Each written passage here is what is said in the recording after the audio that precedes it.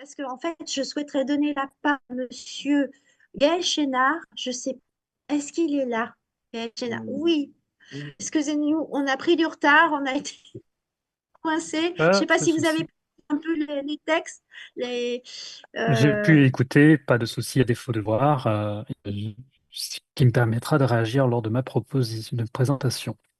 exactement. C'est pour ça qu'on avait vraiment envie que vous puissiez participer, puisque bon, c'est vrai que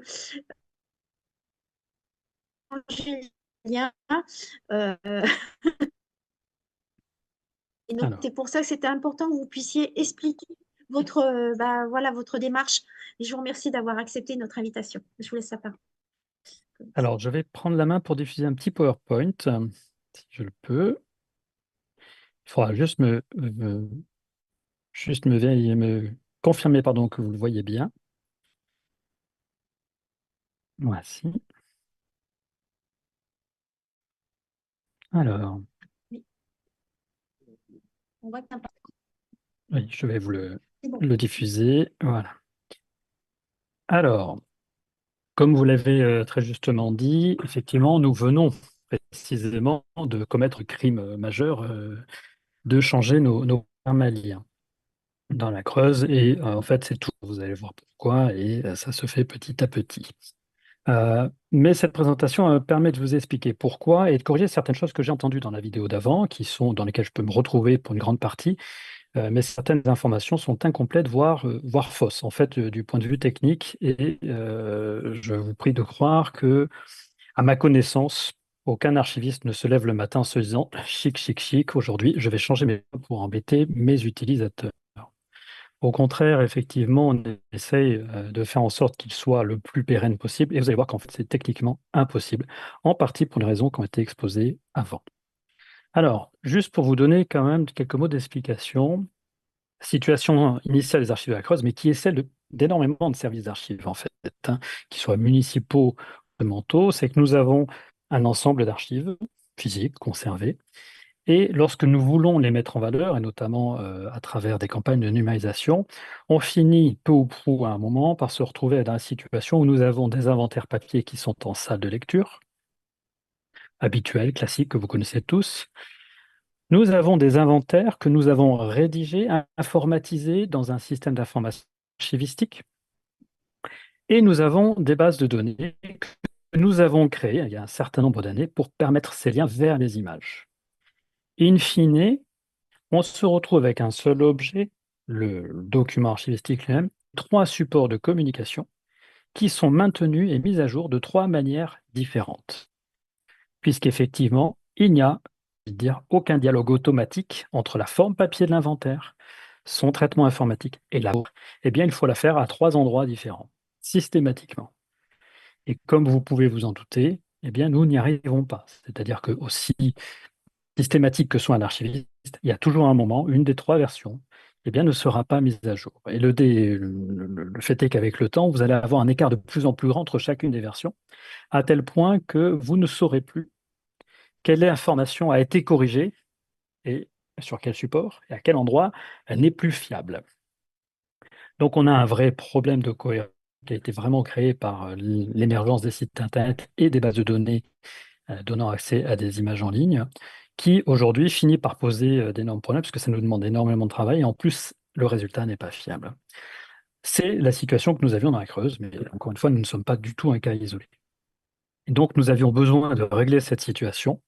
Et pour régler cette situation, le choix le plus rationnel revient à dire il ne faut plus mettre à jour le papier. Il faut par contre être très performant sur la publication de nos inventaires en ligne et leur interrogation. Et il ne faut plus permettre de d'accéder à nos images non plus à partir des bases de données qui ont été constituées exprès, mais à partir des inventaires, parce que c'est techniquement tout à fait faisable, que nous produisons et que nous publions sur notre site Internet. Sans quoi, quel est le risque? Si vous continuez à faire des bases de données, c'est ce qu'on a fait au début des publications, c'est-à-dire qu'on a créé des fichiers de lignes Excel, si vous voulez, en quelque sorte, avec seulement ce qui est numérisé. Mais dans l'inventaire, vous avez plus d'informations, puisque éventuellement, vous pouvez trouver des documents que nous avons choisi de ne pas numériser, ou qui n'étaient pas en état d'être numérisés. Ils existent. Et même éventuellement, si un jour ils sont historique, vous pourriez accéder. Seul l'inventaire est complet sur les informations que nous possédons. Pourquoi on l'a fait? Tout simplement parce qu'au moment de la mise en ligne des grandes campagnes de numérisation, on est au début des années 2000, hein, la numérisation, ça commence en 1996 en France. Eh bien, on n'était pas capable de produire des inventaires informatisés de manière complète et ensuite, à l'émergence d'Internet, de les publier de manière satisfaisante. En revanche, une base de données simple, avec des images au bout, on savait faire et c'était rapide pour publier. Donc, on est allé très vite. On a publié d'énormes quantités d'images. Et aujourd'hui, on se retrouve dans une situation où nous avons besoin de refaire des choix rationnels pour gérer les données de description qui donnent accès à ces images.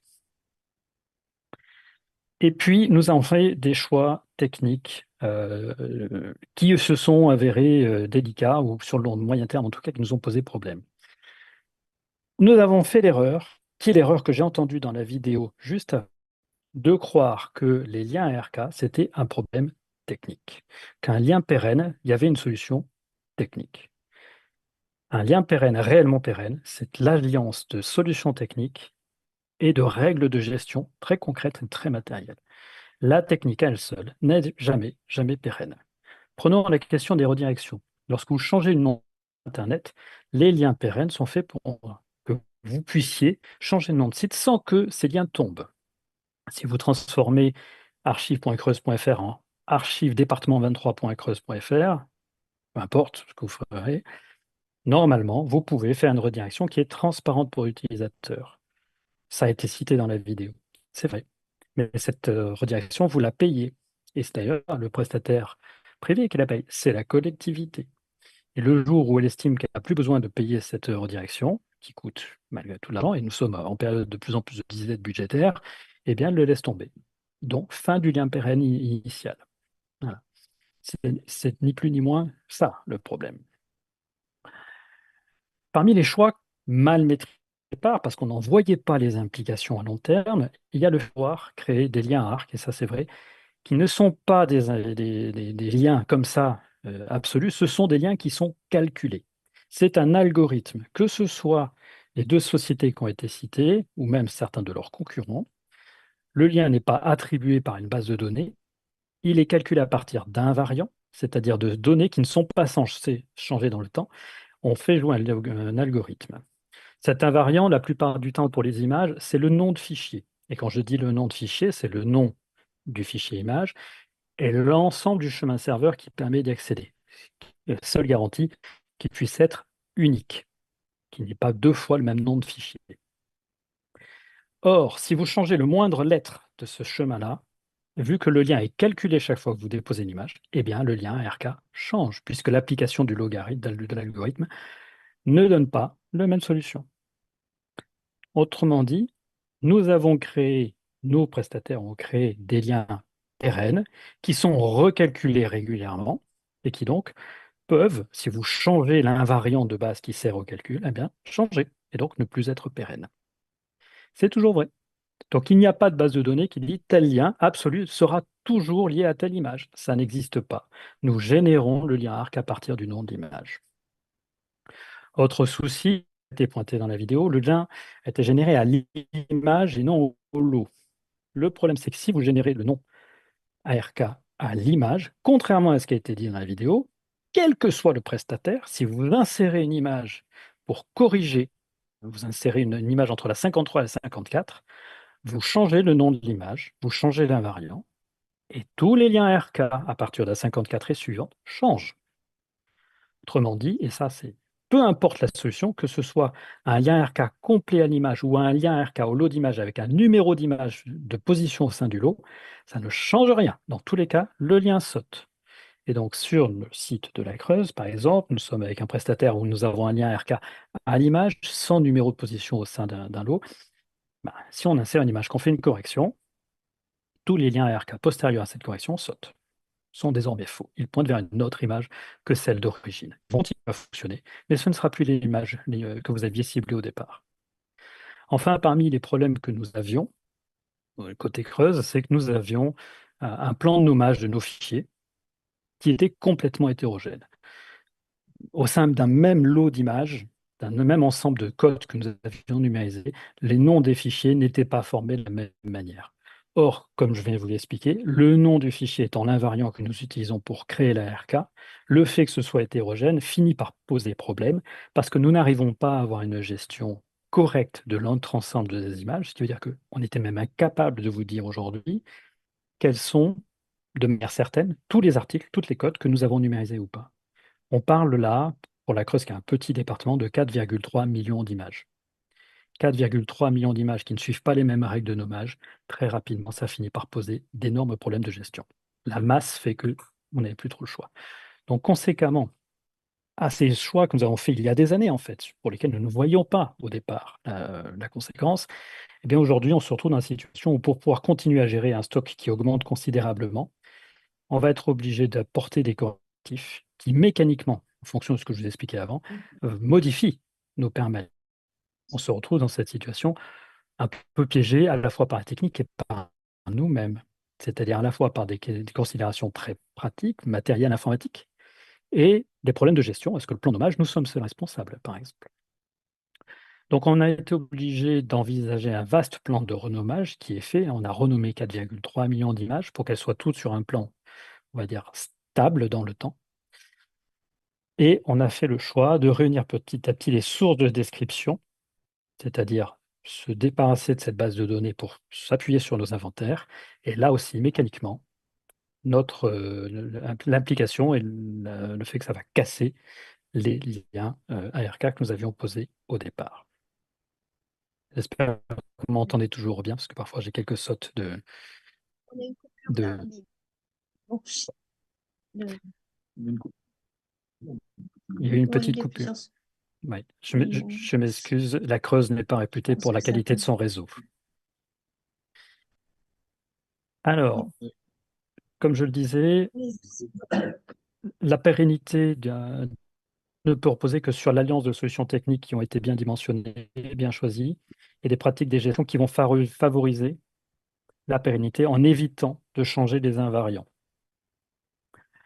Sauf que les solutions techniques qu'on avait prises au début ou qui ont été prises par nos prestataires, c'est un peu des deux, hein, ce n'est pas une responsabilité unique, inadaptée, notamment simple fait que l'on cule un permalien, au lieu de le donner, de le désigner, de l'attribuer à une image qui serait fixe, et les pratiques de gestion, notamment notre nommage, ce qui nous a conduit, nous, à faire un choix, non pas, euh, j'allais dire, au préjudice j'allais dire, des utilisateurs. On ne l'a pas fait pour vous embêter, mais pour essayer de sauvegarder nos permaliens dans le futur. On savait que ceux-ci étaient condamnés et en réalité, ils changent régulièrement depuis des années. On s'en était même pas rendu compte, mais chaque fois qu'on fait une correction d'image, ça changeait les permaliens. Donc en fait, on a essayé de faire en sorte qu'à l'avenir, nos permaliens deviennent un peu plus permanents. Alors, qu'est-ce qui s'est passé?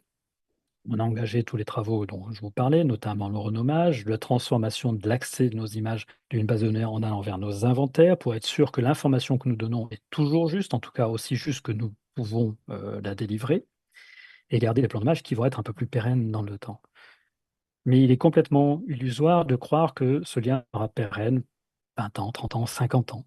Aujourd'hui, on sait que ces liens, pour en partie les raisons qui ont été exposées dans la vidéo précédente, ne seront pas pérennes, ne serait-ce que si nous changeons de nom de site.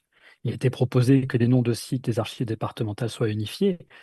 Oui, c'est une idée pieuse. Aujourd'hui, chaque archive départementale, chaque archive communale dépend de sa collectivité qui est absolument libre de nommer ses sites internet comme elle le souhaite. Le SIAF n'y peut rien. Il ne pourra jamais rien faire. C'est de la libre administration des unités.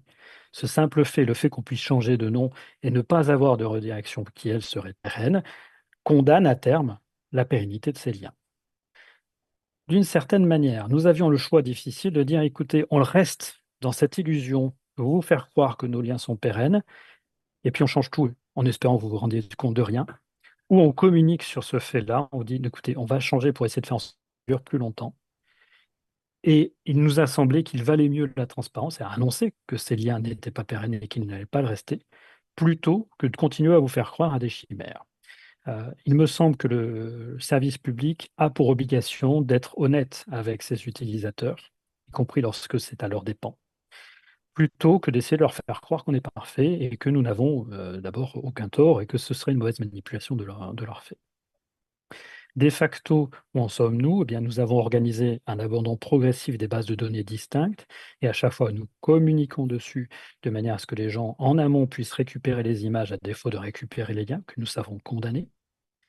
Nous avons fait aligner la description de nos lots de nos articles. Donc, pour l'état civil, par exemple, nous avions découpé un seul et même article en plusieurs lots pour des questions d'accessibilité. Au début d'Internet, les débits étant moins rapides, on faisait des lots de moins nombreuses images pour que ce soit moins long à télécharger. On n'a plus exactement ce même problème.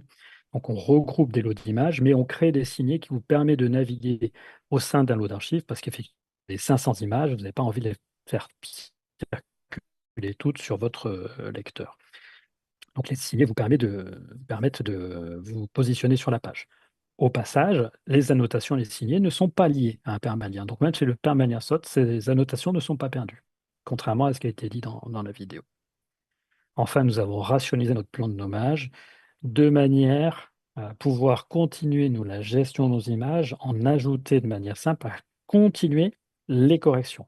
Alors j'ai mis un petit éclair parce que la seule chose que nous ne pouvons pas corriger, parce que là, nous sommes contraints par la technique, c'est que chaque fois que nous rajoutons une image parce qu'elle a été oubliée au sein du lot, eh bien, ça fera sauter les permaliens et pour le moment, nous n'avons pas trouvé de solution. Précisément parce que nos permaliens sont toujours à l'image et que finalement, un permalien au lot d'images, qui ne pointe pas vers une image mais à l'ensemble du lot, ne poserait pas ce problème-là. Mais à partir du moment où vous voulez cibler une image en particulier, que vous mettiez un numéro d'image au sein du lot ou un permalien à l'image, cela ne change rien. Le permalien est mort. Alors, est-ce qu'on aurait pu maintenir les liens RK anciens et les migrer sur les nouvelles solutions? Oui, tout est possible en informatique. Sauf que, on l'avait fait même estimer, deviser, on parle d'un coût de reprise qui était en plusieurs milliers d'euros, donc difficile à faire financer, à défendre. Mais non seulement il coûtait très cher, mais nous n'avions aucune garantie qu'il fonctionne. Pourquoi? Parce que ça a imposé à l'équipe des archives, j'ai mis des centaines d'heures de travail, c'était peut-être des milliers. C'est-à-dire que nous devions fournir aux prestataires, non, on le payait très cher, mais en plus, nous devions lui fournir un tableau de plus de 4 millions de lignes avec l'ancien numéro et le nouveau numéro de l'image, de manière certaine. Nous avons essayé de constituer ce tableau. Au bout de plusieurs semaines, nous avons abandonné. Le nombre d'erreurs était considérable. Et quand je dis considérable, c'est qu'il n'y avait pas un seul lot d'images sans erreur, pour des raisons en fait liées aux corrections que nous faisions tout au long de la vie de ces images dans les 15 dernières années. Donc, on avait une prestation qui était très chère, qui reposait sur le travail chez nous que nous n'arrivions pas à fournir et qui n'en garantissait même pas le résultat final. Donc, effectivement, nous avons sacrifié la pérennité de nos liens anciens au nom du pragmatisme pour essayer de faire mieux l'étape d'après. Ce qui est important de savoir, c'est qu'on a parfaitement conscience des implications pour vous, pour l'ensemble de nos lecteurs, quels qu'ils soient, et que nous ne l'aurions pas fait là, nous l'aurions fait de toute façon, de manière inconsciente, ça se faisait déjà, mais à un moment ou à un autre pour rationaliser notre gestion. On espère repartir d'un bon pied avec une gestion aussi propre que possible, et plus seulement des solutions techniques, pour faire en sorte que ces permaliens ne changent plus ou le moins possible. Mais il est vrai, et je pense que la vidéo d'avant a tout à fait raison d'insister là-dessus, que nous aurions sans doute besoin d'une meilleure coordination, d'une meilleure réponse technique sur la constitution de ces liens ARC pour les rendre encore un petit peu plus pérennes, c'est-à-dire franchir une étape supplémentaire pour faire en sorte que l'amélioration soit, j'allais dire, parallèle entre les améliorations qui sont de l'ordre du technique et les améliorations qui sont de l'ordre de la gestion par les archivistes eux-mêmes. Voilà, je vous remercie.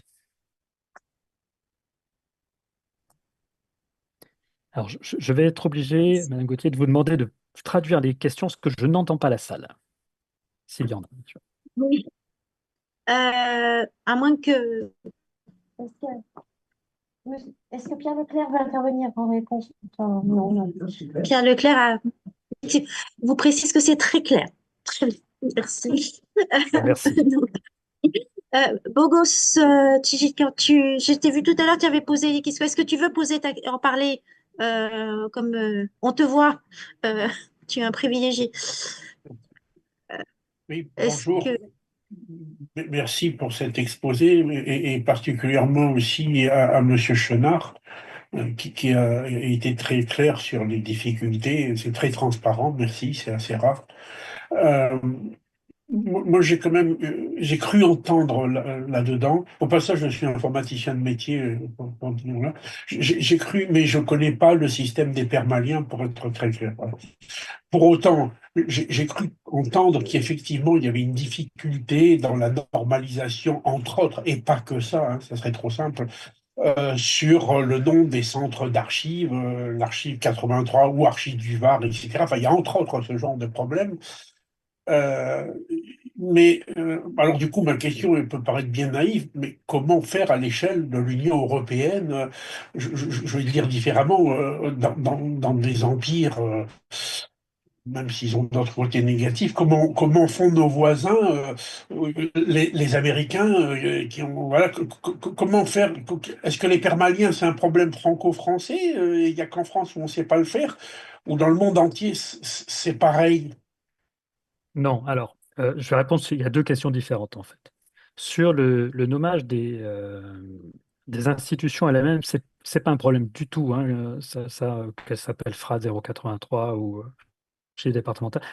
En fait, le code, ce qu'on appelle le code NaN, qui est qui fait partie du préfixe de l'ARK, est un code unique pour l'institution, déposé auprès de la bibliothèque du Congrès. Et donc, en fait, on n'a pas besoin de l'appeler FRAD 083 ou FRAD 023 ou FRAC 89 et quelques. Ça, on n'a absolument pas besoin de ça. Je pense que M. Leclerc voulait parler du début, de la racine du nom du site Internet. Et celle-ci, le lien ARK, s'affranchit normalement, c'est-à-dire qu'on n'a pas besoin que celui-ci soit pérenne pour que le lien ARK soit pérenne. Au contraire, lui, c'est le suffixe, c'est la fin du nom. Et tant qu'il y a une redirection pour le début du nom du site, le lien ARK fonctionne. Et à l'intérieur, est-ce que le lien ARK et sa pérennité est un problème que pour nous? Non, absolument pas. Ce n'est pas un problème franco-français, mais c'est par contre, c'est un vrai problème technique. Et si vous prenez des sites comme la BNF ou comme d'autres sites étrangers, là où ils arrivent à avoir un lien ARK un peu plus pérenne, c'est lorsqu'ils ont une chaîne de production complètement intégrée entre les descriptions et leurs publications en ligne. Aujourd'hui, nous, on n'a pas le même outil pour décrire nos inventaires, pour écrire la description de nos fiches, hein, nos articles, et les publier sur le site Internet. Résultat, les invariants qui servent à produire notre fiche, qui sont des invariants d'une base de données technique, ne peuvent pas être réutilisés par le site Internet pour calculer le lien ARK. Et donc, on utilise des invariants qui n'en sont pas, à défaut de pouvoir disposer d'un numéro ID d'une base de données.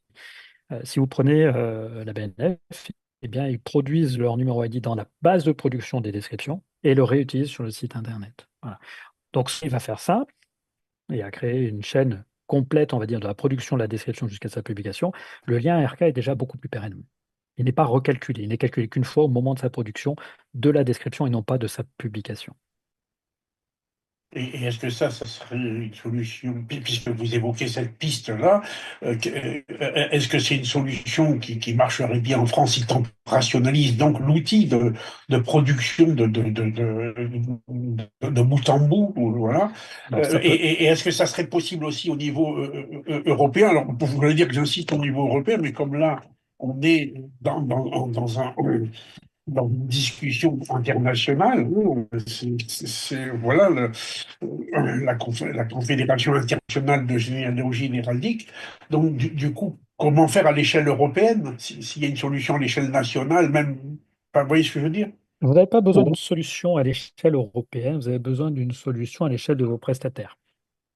Que tous les prestataires du monde ne s'entendent pas, c'est pas très très grave. Du monde, On d'accord, fait, mais de l'Europe. Tôt ou oui, tard, on fédérera bien des choses en Europe, faut l'espérer. oui, on peut, mais ça n'est pas forcément nécessaire, c'est ce que je veux vous dire.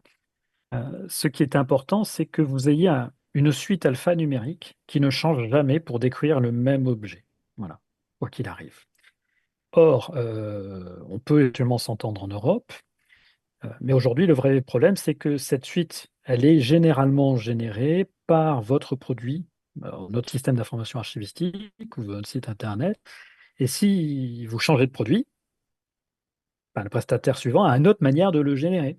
Et il n'est pas forcément repris. Donc en fait, ça reviendrait à créer une clé, à désigner une clé l'imposer au prestataire l'usage de cette clé, qui deviendrait un véritable invariant pour tous vos prestataires, ou ceux que vous êtes utilisés dans le domaine français ou francophone, par exemple.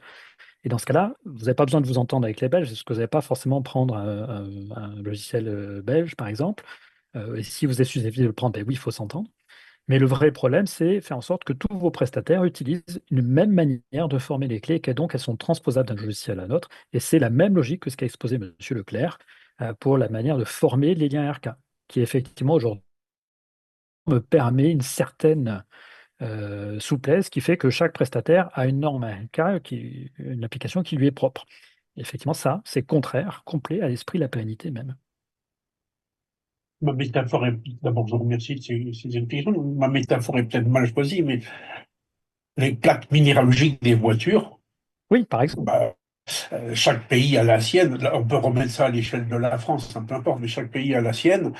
Mais il n'empêche qu'en Europe, si on se prend un PV de l'autre bout de l'Europe, en principe, on peut le retrouver à l'autre bout de l'Europe, quoi. Enfin, donc, et même si les numéros minéralogiques changent, parce que dans un pays, on dit, bah, on les numérote plus comme ça, on les numérote comme ça, il y a bien une transmission de ça au niveau européen. Alors, vous voyez ce que je veux dire? Donc, après tout, une clé, parce que, comme vous l'avez dit, il y a des règles de gestion archivistique, ça c'est l'homme, il est là-dedans, heureusement d'ailleurs. Et puis, il y a la technologie informatique. Est-ce que ça voudrait dire que quand je dois choisir un logiciel pour me générer des permaliens, et pour gérer mes actes de gestion archivistique, est-ce que je m'appuie sur la norme RFK-machin chose, et cher prestataire, ou vous suivez cette règle et on signe le contrat avec vous, ou vous signez, ou vous suivez pas cette règle et puis on prend pas, on fait pas l'affaire avec vous. Est-ce que ça serait ça la solution pour le dire C'est, vulgairement? pour le dire crûment, ce serait créer cette norme et l'imposer effectivement dans un marché public. Tout à fait.